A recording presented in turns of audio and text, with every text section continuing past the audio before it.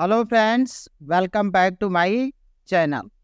और इस सेशन में हम देखेंगे बौद्ध साहित्य, बौद्ध लिटरेचर। बौद्ध धर्म ग्रंथों के दो प्रमुख भागों में विभाजित कर सकते हैं। एक तो पाली भाषा में लिखित है, जो हीनयान साहित्य कहलाते हैं। हम लोग को मालूम है कि जो बौद्ध धर्म था वो आगे चल के दो पार्टों में डिवाइड हो गया। एक पार्ट को हीनयान बोला गया और दूसरे को महायान बोला गया। महायान और हीनयान का जो विभाजन हुआ वो कनिष्क के समय हुआ था। दूसरी साहित्य वो संस्कृत में लिखित है और उसका अनुवाद चीनी, जापानी, तिब्बती और मंगोल भाषाओं में किया गया है। इसमें साहित्य में पहला आता है त्रिपिटक। त्रिपिटक में वो पाली कैनन भी बोलते हैं और त्रिपिटक में पहला है विनय पिटक, जिसको अनुशासन की टोकरी कहते हैं। ये जो होता है प्रथम बौद्ध संगति जो 483 ईसा पूर्व में आयोजित हुई थी, संकलित किया गया और बौद्ध संघ के नियम और विधान इसमें दिए गए हैं। विनय पिटक के अंतर्गत आने वाले कुछ मुख्य भाग हैं। अब इसके कितने पार्ट हैं? वो पहला है सूत विभंग। भिक्षु और भिक्षुणियों के लिए नियमों का विस्तार से वर्णन किया गया है। दूसरा पार्ट है इसका विनय पिटक का महाविभंग। ये भिक्षुओं से संबंधित विस्तृत नियम है। और तीसरा पार्ट है भिक्षुणी विभंग। भिक्षुणियों से संबंधित विस्तृत नियम है। और चौथा पार्ट है खंडक। अधिक जटिल नियमों और परिस्थितियों का वर्णन किया गया है। और पांचवा पार्ट है परिवार। विभिन्न प्रकार के अतिरिक्त नियम दिए गए हैं। विनय पिटक के नियम और शिक्षाएं बौद्ध संघ के सदस्यों को उनके दैनिक जीवन और धार्मिक प्रथाओं में मार्गदर्शन प्रदान करती है। यह ग्रंथ बौद्ध धर्म के अनुयायियों के लिए आचरण की नींव रखता है और उन्हें एक अनुशासित जीवन जीने के लिए प्रेरित करता है। दूसरा है सूत पिटक। और सूत पिटक इसको कहते हैं प्रवचन की टोकरी। ये भी जो होता है प्रथम बौद्ध संगति जिसका आयोजन 483 ईसा पूर्व में हुआ था, संकलित किया गया। बुद्ध के उपदेशों का संग्रह है। इसमें जन सामान्य के लिए सूत्रों और उपदेशों के 5 निकाय हैं। पहला है दीघ निकाय। इसमें ब्रह्मांड की उत्पत्ति, पुनर्जन्म, संन्यास, चमत्कार, निर्वाण, धर्म विरोध, जाति निंदा और बुद्ध के अंतिम उपदेशों, उनकी मृत्यु और 100 संस्कार जैसे विषयों पर लंबे संवादों का संग्रह किया गया है। इसका दूसरा पार्ट है मध्यम निकाय जिसको कहते हैं। इसमें बुद्ध के जैनों तथा अन्य समकालीन पंथों से संबंध, संन्यास के विभिन्न रूप और सांघातिक तथा मौखिक अपराधों जैसे चोरी, डकैती, व्यभिचार तत्संबंधित दंडों से संबंध, मध्यम आकार के सूत्रों का संग्रह है। तीसरा पार्ट है संयुक्त निकाय। संयुक्त निकाय में बौद्ध सिद्धांतों, पहेलियों, सूत्रों, गद्य और छंद मिश्रित व्याख्यानों और बुद्ध के अनेक वचनों का विवरण इसमें मिलता है। चौथा है अगुंतर निकाय। अगुंतर निकाय में आरोही संख्यात्मक क्रम में सिद्धांतों तथा नीतियों पर आधारित उपदेश है। और लास्ट का है खुद्दक निकाय। खुद्दक निकाय में बौद्ध धर्म को समझने के लिए आवश्यक 15 छोटे और विविध ग्रंथ है। खुद्दक निकाय पाली ग्रंथ विषयक विस्तृत समूह है। इसमें भी कई पार्ट हैं। पहला है खुद्दक पथ। इसका अर्थ है प्रारंभिक अथवा लघु अध्ययन या संघ में प्रवेश पाने वाले नवागंतुकों के लिए था। दूसरा है धम्मपद। यह बौद्ध धर्म ग्रंथ में सबसे प्रसिद्ध है। इसमें बुद्ध के कथनों में से निःसृत 400 से ज्यादा सूत्री पद है। तीसरा है उदान। ये कथा ध्यान रूप में बुद्ध के कथनों पर आधारित है। चौथा है इतिवतक। इसमें उदान की तरह मानव अस्तित्व की कुछ गंभीरतम समस्याओं को शामिल करते हुए 120 कथन है इसमें। अगला है सूत्र निपात। प्राचीनतम बौद्ध पद्य की कई अवशेष इसमें संरक्षित है और बौद्ध भारत के सामाजिक और आर्थिक स्थिति के महत्वपूर्ण ब्यौरा भी शामिल है। अब आता है जातक। जातक कथाएं जिसको बोलते हैं। इसमें बुद्ध के पूर्ववर्ती जन्मों का उल्लेख है जो विश्व साहित्य के प्राचीनतम कथा साहित्य में से एक है। अ, अगला है बुद्ध वंश। प्राचीन काल में बुद्ध से पहले के 24 बुद्धों के बारे में एक से के कवयत्री आख्यान है। फिर गाथा, इसमें बुजुर्गों के गीत है तथा तेरी गाथा में बुजुर्ग स्त्रियों के गीत है। ये उच्च स्तर के धार्मिक गद्य कवित है। तीसरा है जिसको बोलते हैं, एक तो विनय पिटक, दूसरा सूत पिटक और तीसरा है अभिधम पिटक। इसको कहते हैं उच्च सिद्धांत की टोकरी। ये बौद्ध दर्शन का विश्लेषण करता है। अभिधम पिटक दर्शन और तत्व मीमांसा से संबंधित है। अब कुछ अन्य पाली ग्रंथों को देख लेते हैं।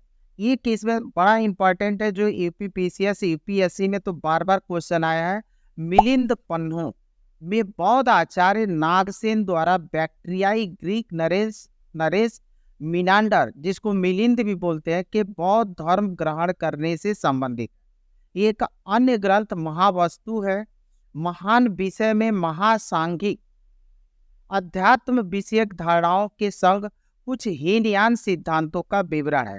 इसमें जातकों की तरह ही बुद्ध के अस्पृहणीय जीवन से पूर्व के जन्मों की पूरी श्रृंखला तथा उनके आध्यात्मिक ज्ञान की प्राप्ति के माध्यम से बुद्ध बनने का वर्णन है।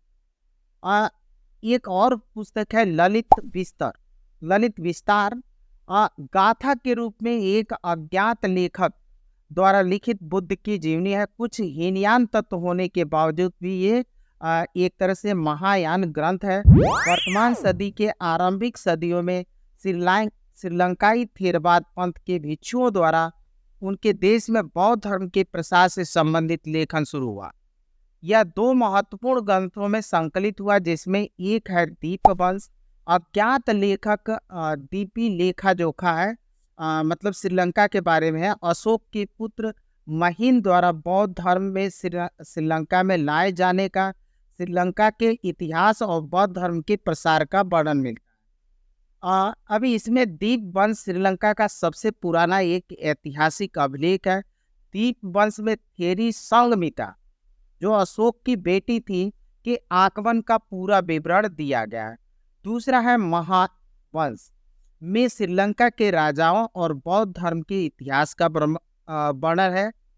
इसमें 37 अध्याय है, जिसमें विजया द्वारा सिंघल साम्राज्य की स्थापना का वर्णन किया गया है, जो 6ठी शताब्दी ईसा पूर्व के दौरान भारत से श्रीलंका चले गए थे।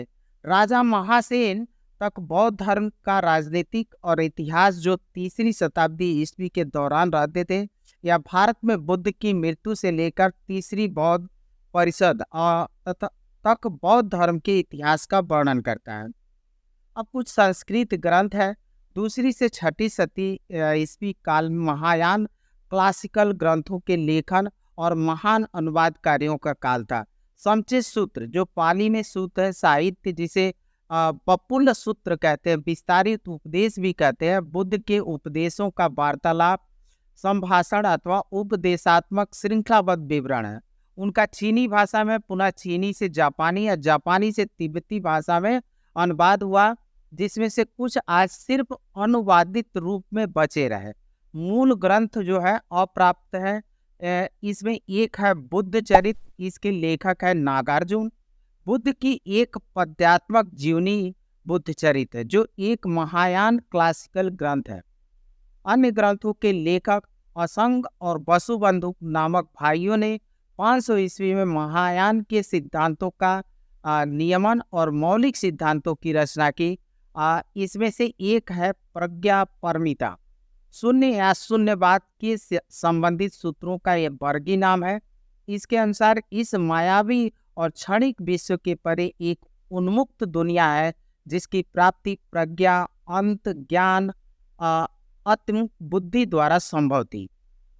इसी का एक और दूसरा ग्रंथ है सधर्म पुंडरीक।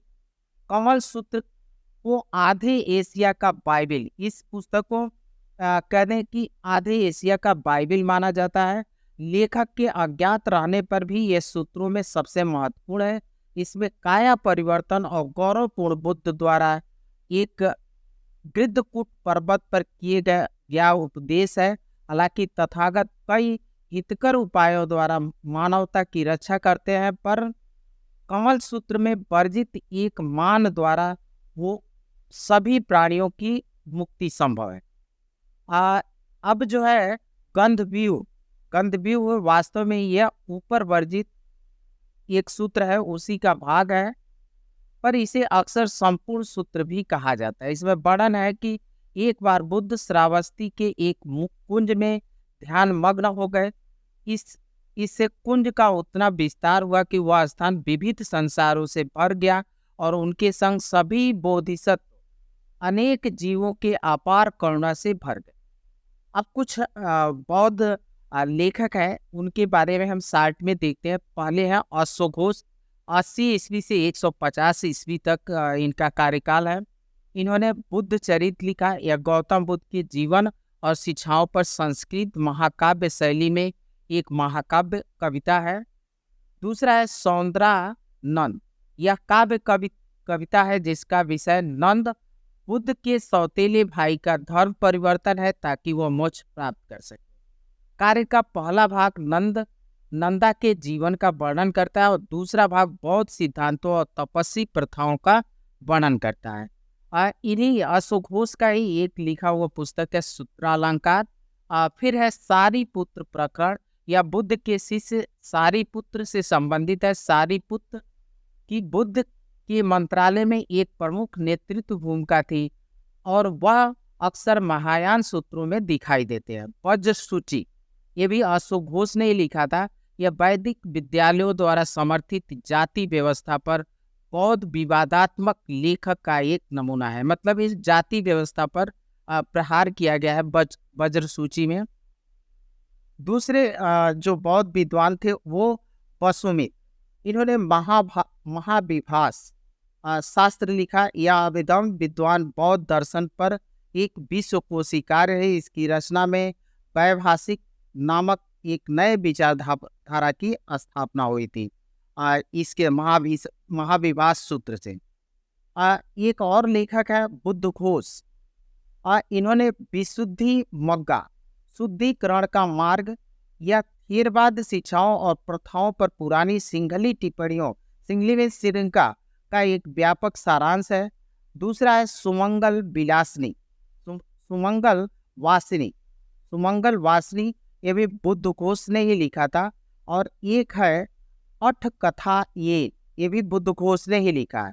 और दूसरे बौद्ध विद्वान थे बहुत ही महत्वपूर्ण, जिन्होंने शून्यवाद का सिद्धांत दिया था, वो थे नागार्जुन। इन्होंने मध्यमिका कारिका या महायान मध्यमिका कारिका लिखा था। यह महायान बौद्ध दर्शन के माध्यमिक विद्यालयों का एक मूलभूत पाठ है। यह कृति बुद्ध के कात्यायन के प्रवचन पर एक भव्य टिप्पणी है। और इन्हीं का नागार्जुन का ही एक और पुस्तक है प्रज्ञा पारमिता कारिका। इसका अर्थ है महायान और थेरवाद बौद्ध धर्म में पारलौकिक ज्ञान है। तो ये बौद्ध साहित्य थे। बौद्ध साहित्य मैंने विस्तृत बताया है। आई होप ये बौद्ध साहित्य आप लोगों के लिए उपयोगी सिद्ध होगा। Thank you.